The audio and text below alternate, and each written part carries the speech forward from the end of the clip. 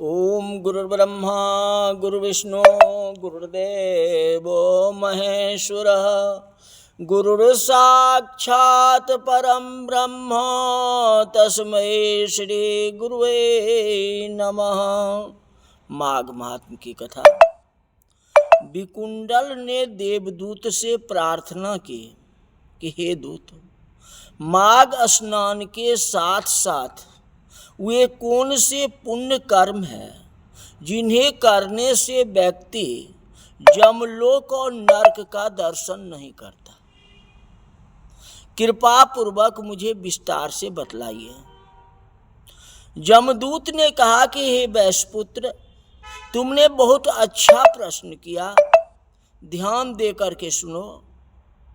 वह मनुष्य जो तुलसी का पौधा श्रद्धा और प्रेम सहित लगाता है, उनकी सेवा करता है, वह सब पाप से मुक्त हो जाता है।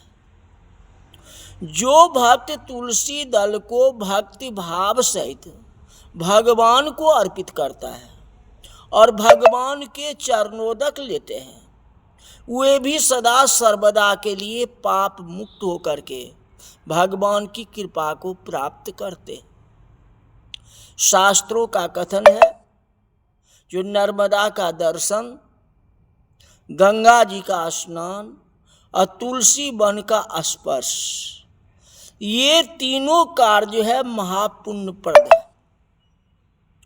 जो भक्त जन भगवान शिव को प्रसन्न करने वाले ओम नमः शिवाय मंत्र का जाप करते हैं और भगवान शिव का भक्ति पूर्वक ध्यान करते हैं, वे भी समस्त दुखों से छुटकारा पाके जमपास से मुक्त होकर के इस लोक और परलोक में सभी सुखों को प्राप्त करते हैं। देवदूत ने आगे कहा कि मित्र, विकुंडल जो मनुष्य पेड़ पौधे और बाग बगीचे लगाते हैं और उनकी सेवा करते हैं, देवता अतिथि और पितरों को जो पूजन करते हैं, उन्हें ब्रह्मलोक की प्राप्ति होती है। जो वैश्यवर, जो अतिथि मध्याह्न काल में अपने घर आए हुए किसी को स्वागत करते हैं, भोजन कराते हैं, वेद पाठी विद्वान या पंडित कोई भी हो, को जाने किस रूप में नारायण मिल जाए। अगर दोपहर के समय कोई आ जाता है तो एक रोटी उसको खिला देना। महत्व सबसे ज्यादा है। अब माघ महीना में खिला दिए तो इससे बढ़ के क्या पुण्य हो सकता है। श्रद्धा और भक्ति सहित अतिथि सेवा और सत्कार करने वाले को कभी नरक नहीं मिलता। जो मनुष्य भूखों को भोजन खिलाता है, प्यासे को पानी पिलाता है, दीन दुखी की सेवा करता है, वह अनंत काल तक स्वर्ग सुख को प्राप्त करता है। हे मित्र, कोई अपरिचित अतिथि यदि भूख से व्याकुल होके अपने घर पर आए तो उसका मृदु वचन से स्वागत करते हुए उसे भोजन कराना चाहिए। क्षुधा शांत होगा, आपके परिवार को, आपके बच्चे को आशीर्वाद देंगे।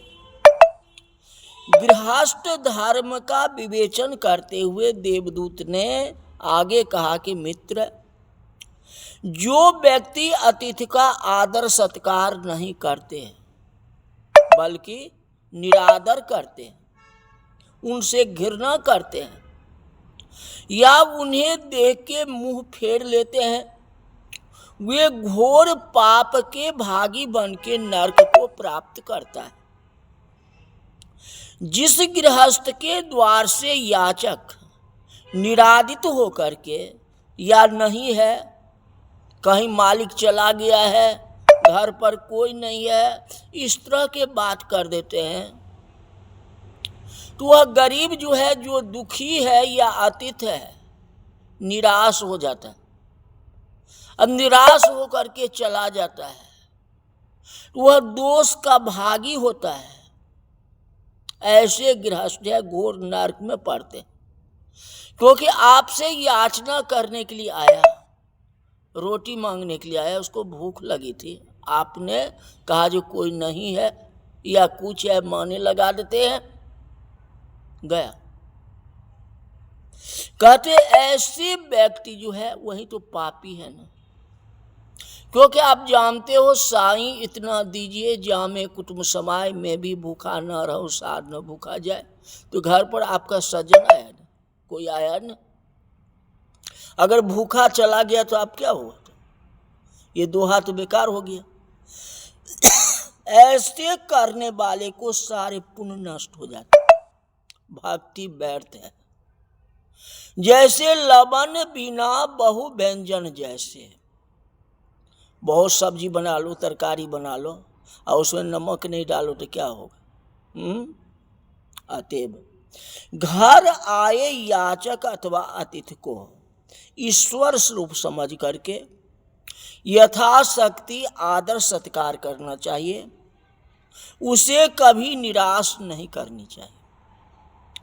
सभी गृहस्थ के लिए अतिथि सेवा परम पुनीत धर्म है, कर्तव्य है, इससे बढ़ के कुछ नहीं है। जो अतिथि का सेवा करता है उससे महान कोई है ही नहीं, सबसे बड़ा, क्योंकि वह अन्न दान करता है। अन्न दान से बढ़ करके कुछ है ही नहीं दुनिया। वैश्यराज, मेरा यह सत्य वचन है, अतिथि सेवा के पुण्य प्रताप के बल से ही अनेक राजा महाराजा, धर्मात्मा, ऋषि महर्षि आदि चिरकाल से स्वर्ग में निवास कर रहे हैं और उनके पुण्य अब तक छिन्न नहीं हुए। उदाहरण में कर्ण, दधीचि, राजा बलि, ये सर्वोत्तम थे, जो अभी दानी में उनका नाम गिनती आ रहा है। इनका पुण्य अभी तक अक्षय बने हुए और अंत काल तक वह स्वर्ग भोग करेंगे। कितना दिन तक वह स्वर्ग में रहेंगे इसका कोई गणना नहीं कर सकता।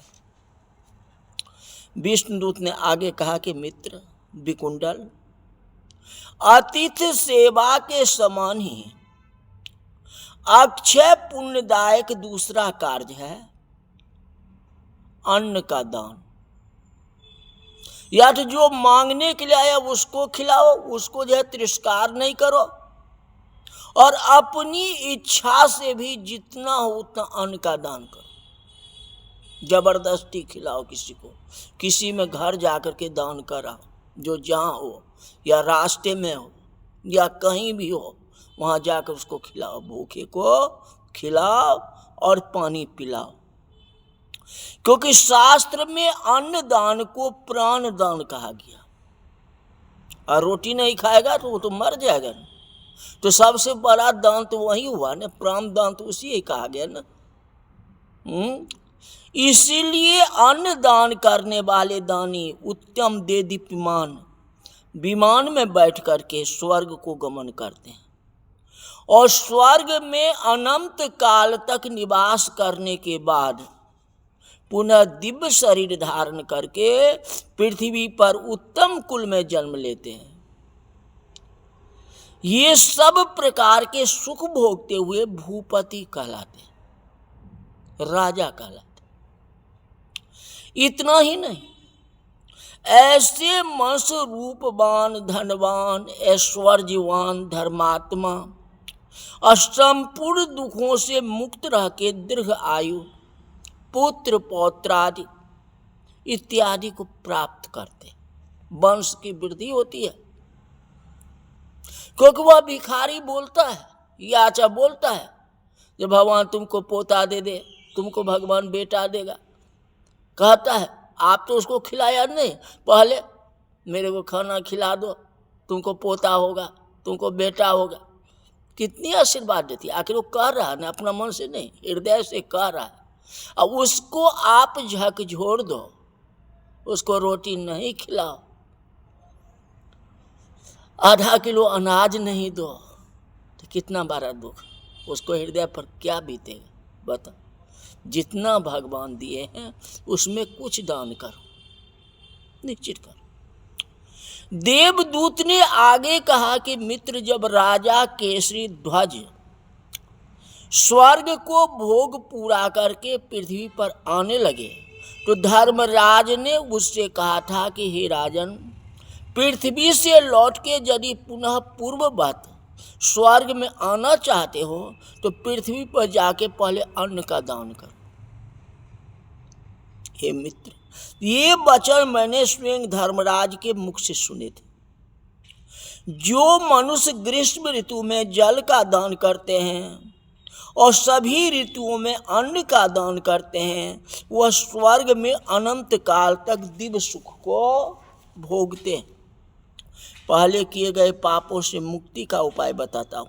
देवदूत ने कहा कि हे वैश्यराज, जो मनुष्य अपने मनसा वाचा कर्मणा किए गए समस्त पाप को शास्त्रोक्त विधि से प्रायश्चित करते हैं, उन्हें भी देवताओं के कृपा से उत्तम लोक की प्राप्ति होती है।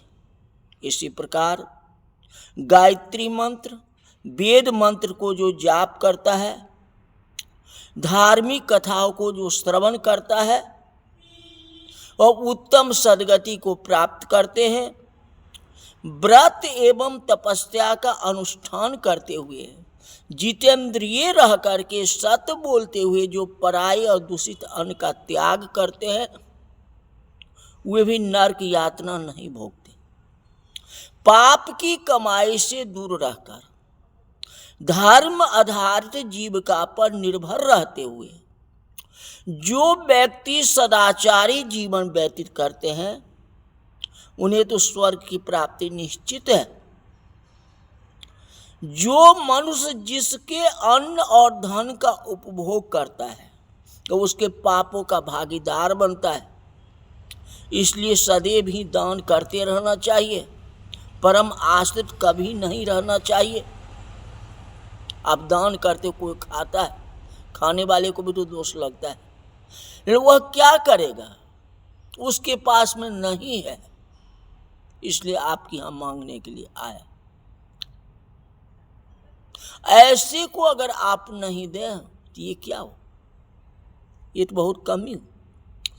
विष्णु दूत के यह उपदेश सुन के विकुंडल ने पूछा कि मित्र, इसके अतिरिक्त अन्य वे कौन सा कर्म है जिनको करने से मनुष्य जमपास से मुक्त हो जाते? वे कर्म कौन से हैं जिनको करने से प्राणी को नरक प्राप्त होता है? विष्णुदूत ने कहा कि मित्र, जो मन वचन कर्म और चिंतन से किसी भी समय या अवस्था में दूसरे को किसी भी प्रकार का कष्ट नहीं देते हैं, नहीं देते हैं, वे कभी नरक में नहीं जाते। कुछ लेना न देना मगन रहना। अगर आपसे कुछ नहीं होता है तो किसी को कष्ट मत दो, ईर्ष्या न करो, द्वेष मत करो, किसी को हिंसा नहीं करो। अहिंसा परम धर्म। जो जप तप दान यज्ञ वेद पाठ धार्मिक अनुष्ठान करके भी उद्धार नहीं होता है ऋषियों, महर्षियों ने सदैव ही हिंसा को है दृष्टि से देखा। ये बहुत बड़ा पाप है। जो मनु छोटे छोटे जीव को अपना सुख के लिए मार देते हैं, बहुत बड़ा पाप होता है। और जो छोटे छोटे जीव की रक्षा करता है तो उससे बढ़ के पुण्यशाली कौन हो सकता है? उसको कभी दुर्गति आएगी नहीं, क्योंकि वो तो जीव की रक्षा किया न, गाय कौआ कुत्ता इत्यादि को खिलाया है न, हाँ, उसका तो धर्म ही होगा ना। हिंसा नहीं कर, किसी जीव को मत मारो।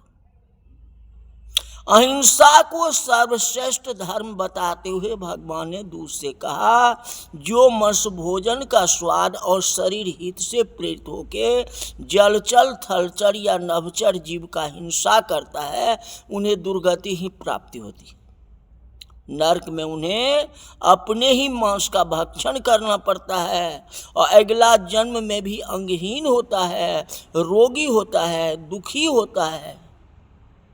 प्राणी हिंसा करने वाला दोनों ही लोक में घोर दुख को प्राप्त करता है। हिंसा न करो, किसी जीव की हत्या मत करो। जो जीव हिंसा करता है दुख ही दुख होता है उसको, कभी जब उसको जो है अच्छाई नहीं होगा, शांति नहीं होगी। तो शांति वातावरण बनाना चाहते हो तो कहाँ जहाँ तक हो जीवों की रक्षा कर दो, बल्कि हिंसा मत करो, किसी को मारो नहीं। यही बात है, बचाओ, जारो न जंगल बिगाड़ो न बिहार। इस तरह से माँ की महत्तम आज की यही तक रही। बोल वृंदावन बिहारी लाल की जय।